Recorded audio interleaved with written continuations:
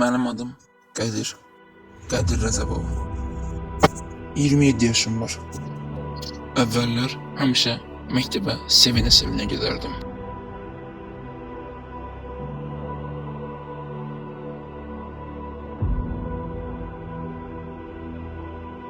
Çünki bir dostum vardı, adı Hikmət.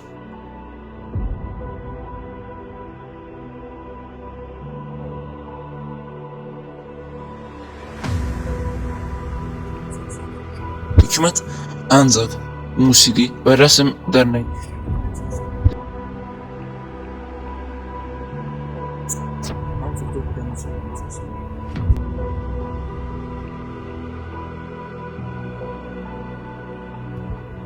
Belə gözəl piyano çalmağı Hikmətə borcluyam.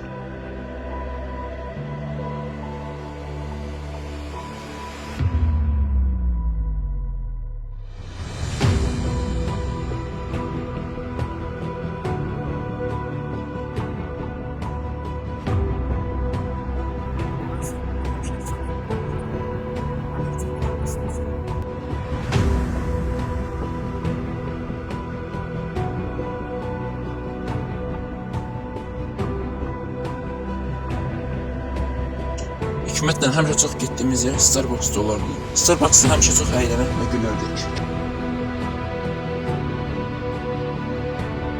Onunla çox qəşəng söhbətlər edirdik. Ən çox burada olurduq. O yoxdur deyənə, mən də buranı tərk edirəm. Özümə yeni səhifə, yeni həyat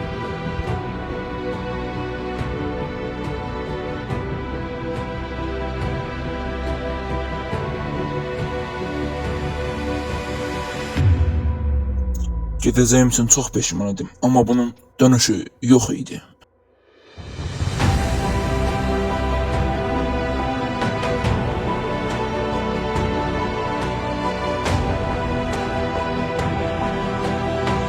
Birdən telefonuma zəng gəldi. Zəng ilə İlyas ilə dostum Hikmət.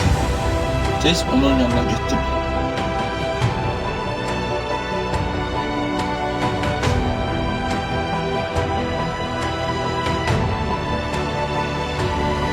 Mən elə bilirdim, mənim üçün gəlmişdi, amma yox. O polislərdən qaçırdı, deyənə məni zəng elədi. Mən də qaçırdım, amma polislər bizi tutdu.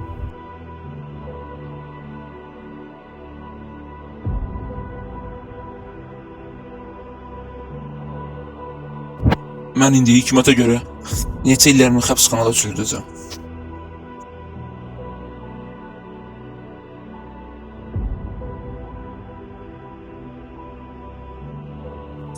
Mənim və Hikmətin son tək çarəsi qaçmaq idi. Qaçdıqdan sonra gələcək günümüz nə olacaq biz də bilmirik.